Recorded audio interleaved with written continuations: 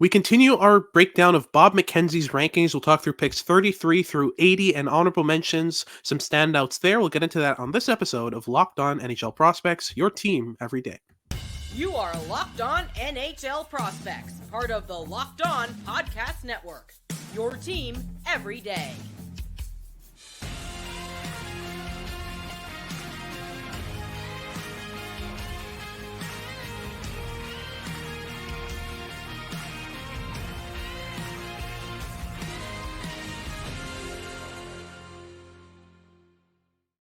Hello and welcome back to Locked On NHL Prospects, part of the Locked On Podcast Network, your team every day. On this podcast, we break down everything prospects related for you 5 days a week, Monday to Friday.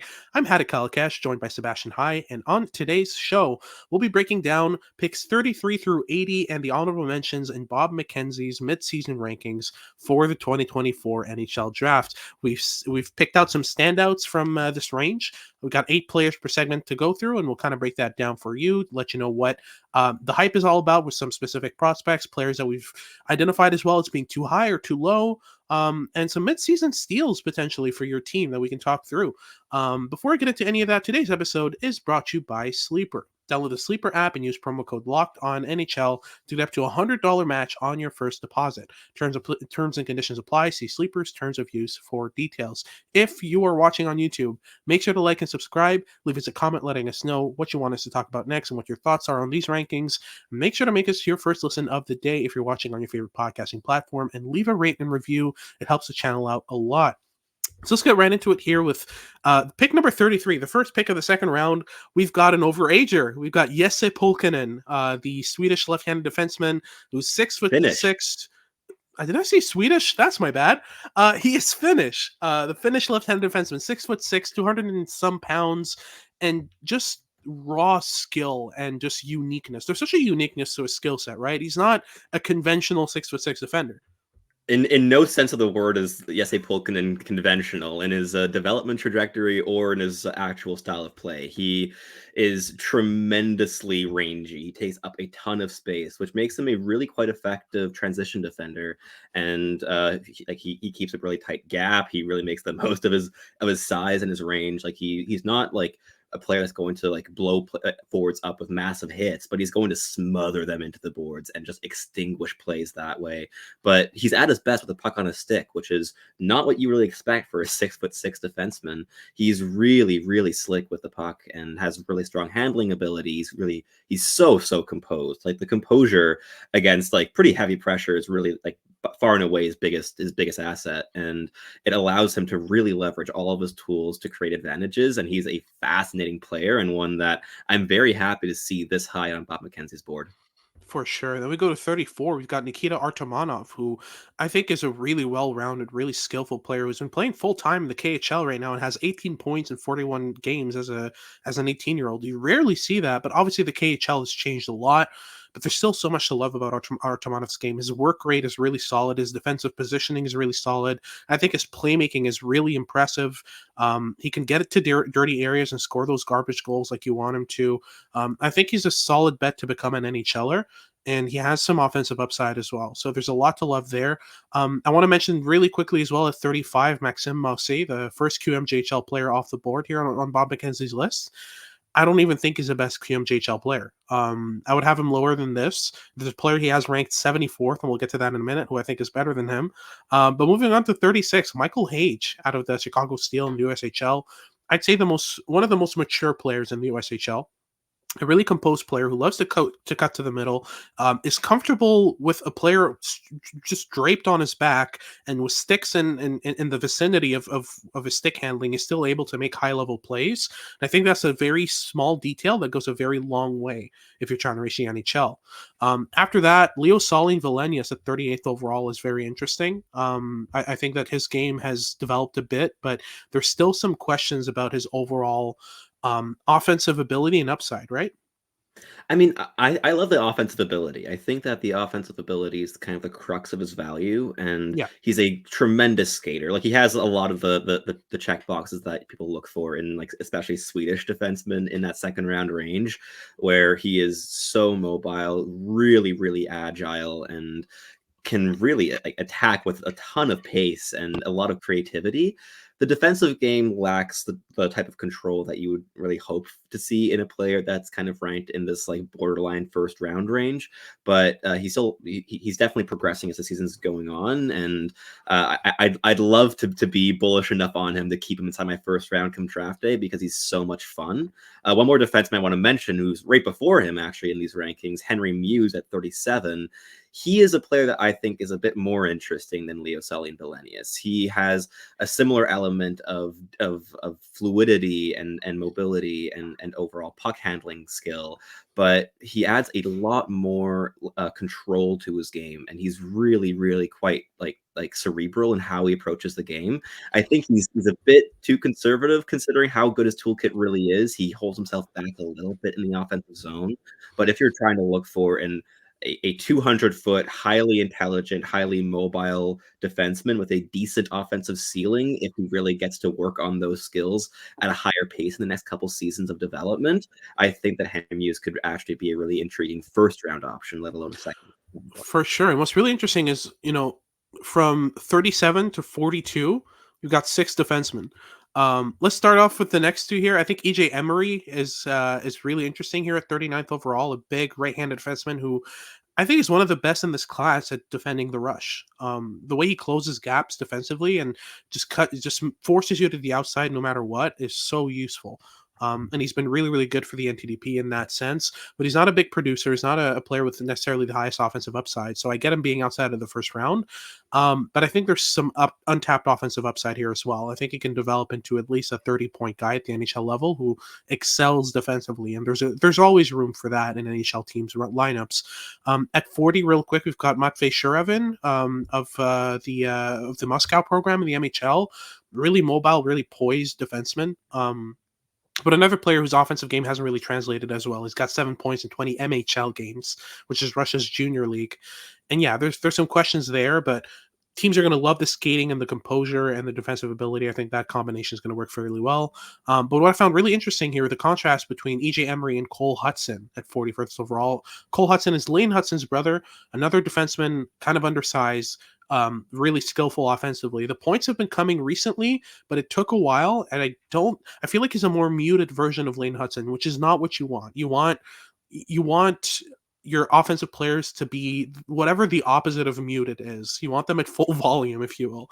And yeah, I mean, Hudson for me, I just don't see what I saw from Lane Hudson in his draft year that could make him a top 20, top 25 pick in my mind. There's a lot of restriction and reserve to his game, especially offensively. He tends to just default to simple plays, whereas Lane Hudson was always looking for the third or fourth option, right? So that's the thing that's lacking in Cole's game. But I think just like Lane, Cole is probably going to grow an inch or two after he gets drafted. Maybe teams bet on that and see if that improves his game, but I have my reservations. And then at 42nd overall, a player that you think could grow into a top 20 role in this draft with time. Talk me through Dominik Badinka's game. He's a really interesting one. He has a profile that I think that NHL scouts are really going to like more and more as we get closer to the draft. He's a really mobile 6'3" right shot defenseman who has shown some really bright flashes of passing in transition as a breakout passer in the offensive zone. I've been seeing a lot of quite like impressive fluidity in his roles. He's really switching positions with line mates, and he's really like on the cycle, quite dynamic for what you would expect from a big 6'3" defenseman. And while the offensive tools themselves still need some work, and the handling specifically, I think still needs some work, I've seen enough similarities to David Reinbacher from like November of last year before he became a consensus first rounder to be relatively hopeful with him. But I still need to log a few more viewings before I'm able to entrench my bullish take on him. But he's really impressed me recently, and he's playing pretty big minutes in the SHL with Malmö, which is just another green flag for a prospect too. Absolutely, for sure. But that wraps things up for our first segment. Then we'll get into our second. We will break down some more prospects, this time from the 42 range onwards. We'll get into their games, and we'll start off with Stian Solberg, who had a fantastic World Juniors tournament right after these messages from our sponsors over at Sleeper. We are driven by the search for better. When it comes to hiring, the best way to search for a candidate isn't to search at all. It's actually to match, and you can match with Indeed. If you need to hire, you need Indeed. They're a great matching and hiring platform with over 350 million global monthly visitors, according to Indeed data, and a matching engine that helps you find quality candidates fast. One of the things I loved about Indeed when I used it in order to get a job was that it's so user friendly. It's really easy to get a hold of companies, to send in your application, and to make sure that companies know that you're a great match for their company. And it helps you really kind of sift through the mess and choose a job that makes sense. The qualifications are clear and obvious. They make sure that you know exactly what your pay range is, and overall make it really easy for me as an employee to get hired. So I can only imagine how easy it is for the people actually offering up those jobs, to find quality people for their job there. So listeners to this show can get a $75 sponsored job credit to get your jobs more visibility at indeed.com/locked on. So you just go to indeed.com/locked on right now and support our show by saying you heard about Indeed on this podcast. Again, that's indeed.com/locked on. Terms and conditions apply, but if you need to hire, you need Indeed. Alrighty, so moving on to our second segment here, we'll break down the basically the end of the second round and one third round pick. Let's get into it right away. With at 45 overall, we've got Stian Solberg, who played a fantastic tournament for Norway and really came out of his shell in that tournament and showed the world that there's some quality there. And we were talking about some of the prospects that are in this range among defensemen, and between him, Thomas Galvis, Daniil Stinkov, Leon Mugli, all four of which played on defense at the World Juniors. You mentioned Stian Solberg being the first one of those four that you would take. Talk me through what you liked and what makes him such a quality option here at 45.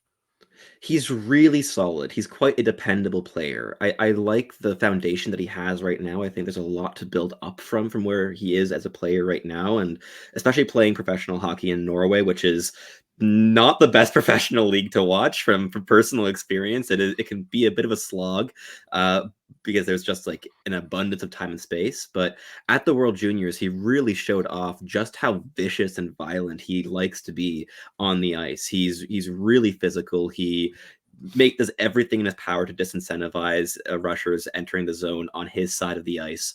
And on top of that, there's a level of passing ability and offensive, perhaps not creativity, but a good sense for the game in the offensive zone and how to distribute the puck and where to get it, and how to shift his own position to kind of create space for his teammates that I liked a lot. I think that there's a decent amount of room to grow offensively, but I think the one thing with him is that the handling ability is a bit of a limitation. Like his on-puck game, especially in transition, isn't the strongest, but Yeah. there's a rock solid foundation here for like a number 4 defenseman in the NHL long term that I think is really quite interesting. For sure, fully agreed. The only thing that really holds me back with Solberg is I saw a lot of turnovers coming out of his zone, and for a Yeah, player who's going to be spending a lot of time recovering pucks behind his net, you kind of want him to improve on that. But maybe for reps will sure. help him kind of figure that out. But at 48th overall, a player that I was astounded to see at this range, because it seems like every NHL team, or every scout that's connected with NHL scouts, seems to just have him in the first round as an automatic type thing, and that's Adam Yeko, a massive center playing with, I believe, Edmonton right now. Yes, the Edmonton Yeah. Oil Kings. He's been playing on the wing as of recently, and I think that's kind of hurt his stock because teams saw him as a center at the start of the year, but it's become clearer and clearer that he's not a player that necessarily supports play. He's mainly a complementary player. I feel like the wing will help him kind of bring that out of his game, but he's 6'5", 200 pounds, protects pucks really well, uses his physicality well as well along the boards. He's under a point a game right now in the WHL, which can contribute to that. I still think one or two NHL teams might have him in their top 20. I don't see it. I don't see him as necessarily an intelligent or supportive player off the puck. And on the puck, he's fairly meat and potatoes. He'll just go to the net, drive it, drop the shoulder, that kind of thing. And sure, that works when you're 6'5", 200 pounds in the WHL. What does he do when that competitive advantage disappears is where I'm kind of curious to see that going. At 49th, we've got Leon Mugli as well. Leon Mugli has, I've heard his name time and time again whenever I talk to anyone who's related to the NHL, I would not be surprised to see him go very early in the second round at least. But I had my reservations watching him at the World Juniors. There were some big questions in this game. Then at 50th overall, we have Alfons Freij, a player that we're both big fans of and see as a bona fide first rounder, like top 25. Talk me through his game and why teams might be a bit sourer on him than we are.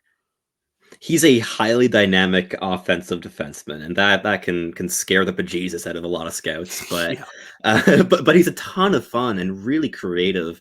He takes control of the game at the J20 level, like very few defensemen that I see in that league. And he's Yeah. exceptionally confident with the puck on his stick. He's a really strong puck handler. He's a really great passer. He's a true dual threat in transition, which makes him really quite adaptable and deceptive in that facet of the game.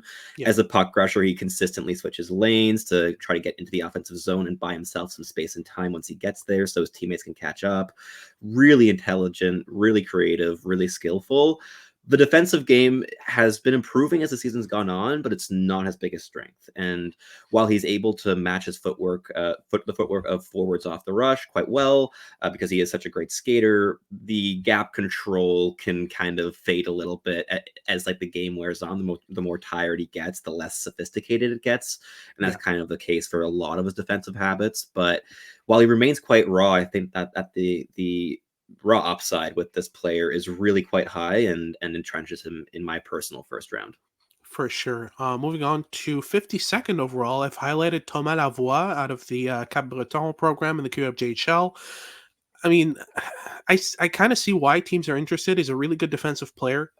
Clears the net front with violence and aggression. You very rarely, I mean, as a goalie, you like this kind of player because you'll always see the puck when he's on the ice, right? But there's just, I mean, he's half a point a game in QMJHL right now as a 6'3.5", 220-pound defenseman. You can kind of see the simplistic elements to his game. He's one of the QMJHL players that I've watched a decent amount of, enough that I can have a good idea of how he plays. And I mean, I just don't see much top 64 value. He's a great option in the third and fourth round because, I mean, you can see a path to the NHL, but I don't know. It's a bit of a curious selection here, especially having him above Thomas Galvis, who had a really good World Juniors. And Thomas Galvis is 53rd overall. They're very different players, obviously. Thomas Galvis is an undersized, dynamic defenseman, whereas Lavoie is this big guy who loves to clear the net front. But for me, there's just more upside, and I see the draft as an opportunity to take big swings, right? So that's my kind of perception on it. But then at 60th overall, we have the son of a former legend in Montreal. We've got Atos Koivu, the son of Saku Koivu. Talk me through his game, because a lot of Habs fans are really curious about what he brings to the game. He's been a big riser in the last couple of months. He wasn't projected to be a really high-end prospect in this draft, but he's been steadily climbing the ranks. He's second in the U20 league in Finland in terms of points per game among draft-eligible forwards, and he is a really, really good power play scorer. His one-timer is a real threat, really solid wrist shot. I don't think either tool is like necessarily like a super elite or like extremely high-end tool, but it is like quite a standout in his toolkit. He's a decent puck handler, especially his first touch is really quite solid. And even at the Liga level, he was able to create more space for himself with his first puck touch upon receiving the puck compared to like veterans in the league, which I thought was quite impressive. But the mental pace is still a little bit lagging behind because he's really just been accelerating up the ranks of competition and hasn't quite been able to catch up mentally to his tools, which are really carrying him up into that Liga level in terms of getting 3 games now at this point. But he's quite interesting. I think for me personally, more of like a third or fourth round projected prospect than a second rounder, but a ton of fun. Absolutely. Speaking of fun, 61st overall, we've got Miguel Marques, who for me is a first rounder. So I was astounded to see him this low. He's a great goal scorer. He's a great off puck mover. His playmaking is really, really interesting. The offensive tools are really fun, but on top of that, he's got an energy to him that's contagious. He doesn't really backcheck as much and doesn't really get involved defensively as much as I wish he would, but there's still enough offensive tools here to make a really good player. And I think in terms of him making a middle six and being a kind of complementary player offensively to a more transition driven player, I think that's a very realistic possibility. So seeing him at 61st in this draft is pretty surprising to me. And then at 64th as well, John Mustard, one of the best names of the draft. He plays for the Waterloo Blackhawks in the USHL. And he plays a bit more of that power forward style, which I like. He's got more energy as well than Miguel Marques, but I think that they're in similar ranges in terms of overall upside and quality of player. With Mustard, I mean, you're getting the most out of him on every shift. He tries really, really hard on forecheck, on the back check, but he's really comfortable on the puck. And one thing that stood out for me that I was really surprised with was his playmaking. I mean, he's got 15 assists in 31 games right now, which doesn't seem like a lot, but when you watch him in game, he's connecting with teammates really well, and his teammates are just not putting the puck in. And last but not least, a player that you're a big fan of, Andre Koch here at 66 overall. Talk me through his game. He's a really solid defensive winger, and I really quite like his upside as a possession-driving winger. He's not going to be a high-end goal scorer or a raw playmaker who's creating chances at every turn, but he is a player that's going to protect possession. He's quite solid in transition in terms of just gaining the zone rather than maybe creating rush chances, but gaining the zone with control and waiting for his teammates to catch up and then retaining possession. And he's really like bread and butter, real solid in the defensive zone. He can sometimes drop into the center role of really dropping down low to support his defenseman when his center is more of a high octane offensive player, and overall adds a lot of versatility to a lineup, especially in the bottom half of one. He's not a player that really has high end top six potential, but as a reliable bottom six possession winger and defensive specialist and PK specialist, I quite like his upside. But this is probably like the lower end of his range at 66, but it is still firmly within what I find reasonable for him. Absolutely. And that wraps things up for our second segment. And we'll get into our third, where we break down the last picks of the ranking that we found interesting here for Bob McKenzie. We'll go through the rest of the top 80 and then 2 honorable mentions right after these messages from our sponsors over at eBay Motors.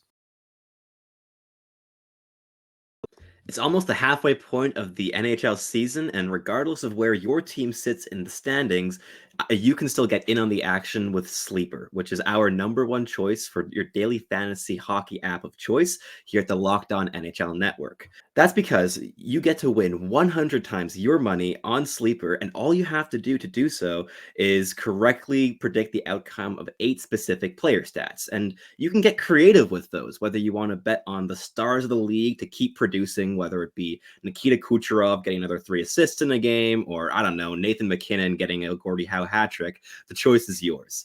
So use promo code LOCKEDONNHL and you'll get up to a $100 match on your first deposit. Terms and conditions apply. That's code LOCKEDONNHL. See Sleeper's terms of use for details and locational availability. Alrighty, so closing things off here with the rest of the third round, and 2 honorable mentions to name, and also one big omission from these rankings here on Bob McKenzie's 2024 NHL Draft Midseason Rankings. We'll start off at 67th overall, and for me, the biggest shock of these rankings, and I really don't get it. Luke Misa is ranked 67th overall. This does not make sense to me, because we just talked in last episode about Jet Lachenko being ranked in the top 32, whereas Luke Misa, for me, has everything he has and more. I don't understand this one. This just doesn't make sense on any level. I don't understand why teams aren't interested in Misa as a player. I think he's currently leading all draft eligibles in points in the OHL, or second behind Zane Parekh or something like that. Like it's a head-and-head race between those two. Yeah. And yeah, I mean, he's insane. Like, the pace is ridiculous. I mean, he's one of the fastest skaters in the OHL, but also he thinks at that level. He makes plays at that level. He not too fast at that level. Exactly. Like, the skill level is there, the pace is there, the defensive ability is there, the effort level is there. Like, what is he missing that teams want to like apart from size? But like I said, Jet Lachenko is the exact same size as Luke Misa, and it just doesn't make sense, right? But for me, another player I'm interested in kind of seeing a bit more of this year is Teddy Stiga here at 68th overall. Stiga plays in the NTDP alongside Cole Eiserman and those guys, and Kamil Bednarik, his teammate, is ranked way higher than him. I think he's in the 40s. Whereas for me, Teddy Stiga is a more interesting of the two, because Stiga has a standout offensive trait, his playmaking. Kamil Bednarik is a well-rounded player, a player who doesn't excel at anything, but is really good in multiple areas. Stiga, yes, he has his weaknesses, but he has a standout offensive tool that you can build around and make a very interesting offensive player. I think Stiga's value is a bit higher than 68th overall, but it's not a major difference like it is with Luke Misa. Like Luke Misa is in my top 20. That one's a shocker. We follow that up with two goaltenders, the first goaltenders ranked. We have Carter George at 70 and Ryerson Leenders at 72. I'm surprised to see him in this order. Like, I'm not shocked to see them outside the top 64. I don't think a lot of teams are high on the goaltenders from this class, but for me, Ryerson Leenders is a decent length ahead of Carter George in terms of overall upside.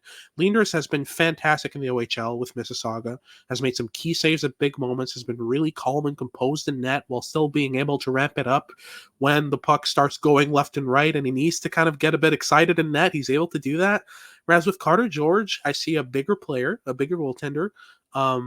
He plays bigger, I'd say. They're the same size, but Carter George looks bigger in net.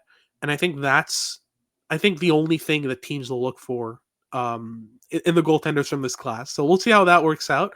But at 73rd overall, a player that our Finnish scout at Dobber Prospect is a big fan of, Veeti Väisänen, and who's been playing like full time in the Finnish Liga, right? In the Pro League.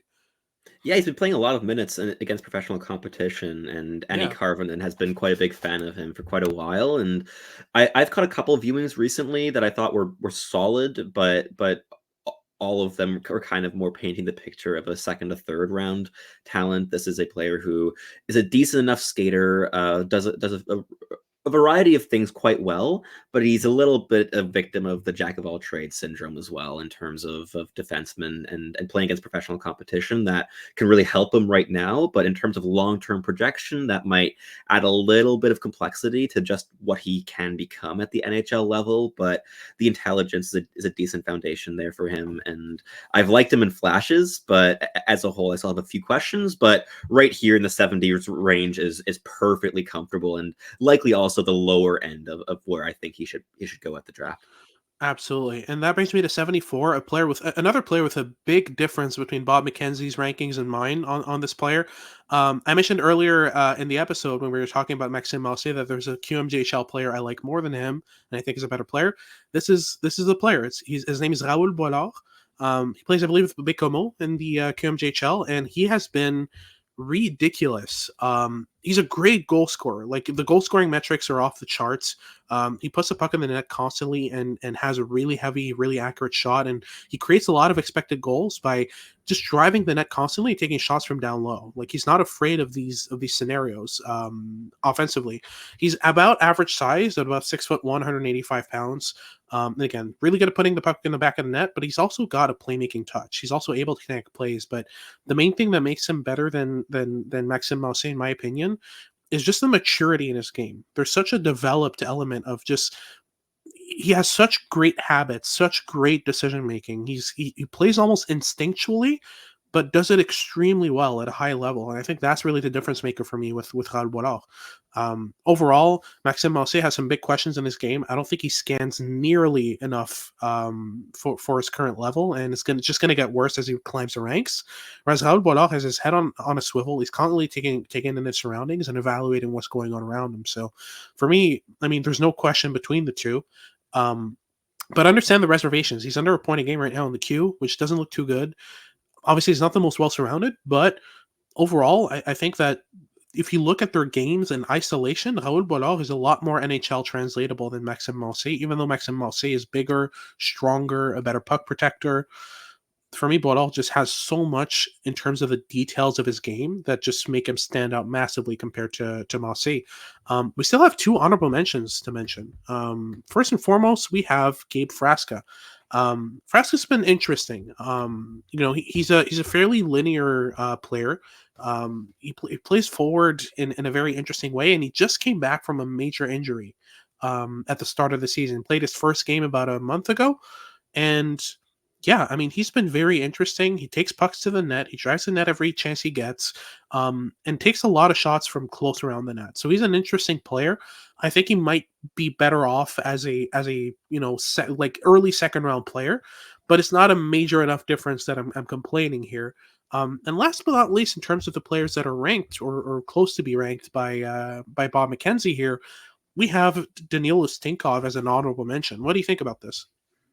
I think it's kind of his range, like maybe a bit lower. Like I think that he likely should have been ranked inside that top 74. But yeah, I think he's solid. He's a very mobile defenseman that I thought shone quite brightly for Switzerland at the World Junior Championship. Definitely outplayed Leon Mugli in my viewings of that team, and I know that you concur with that takeaway. But he's quite fun. I think the mobility is very much the crux of what makes him intriguing and interesting, and there's still a lot to build on top of that foundation to really make him a projectable and impactful NHL talent given a couple of years. But Yeah. he's quite interesting, and I think that he definitely deserves an honorable mention at the very least in this ranking. Oh, for sure. And a player who wasn't even mentioned as an honorable mention, despite there being about 20 of them, Yeah. Clark Caswell is not ranked inside Bob McKenzie's top 100, and I don't understand it. Like he's a mid-second rounder for me right now. A player who's really good defensively, but also very skilled offensively. He's able to make plays in transition fairly well. So to see him not even in the top 100 when I have him close to 40 in my rankings is a shocker to me. And I'll check him out a bit more in detail to see if there's anything in his game that could really keep him out of this conversation in the top 100. But so far, there's nothing I've seen from Claswell in the 4 or 5 games I scouted of him that I disliked. Like he's very complete as a player, but also has the offensive skill set, the playmaking ability, and the stick handling to make it work offensively as well. So this one's a shocker. But that wraps things up for today's show. Thank you very much for tuning in. If you're watching on YouTube, make sure to like and subscribe. Leave us a comment letting us know what you want us to talk about next. And make sure to make us your first listen of the day if you're watching on your favorite podcasting platform. And please leave us a rate and review. Helps the channel out a lot. For your second listen of the day, make sure to check out Locked On Sports Today, the all your news and updates about what's going on around the sporting world. And make sure to tune in for our next show as we discuss the 2025 NHL Draft's top prospects already. Yes, I know, it's January. Doesn't matter. We like prospects, so we're going to be scouting the 2025 class a bit and giving you an update on them. This has been Hattie Kalakesh with Sebastian High, and we hope you tune in next time.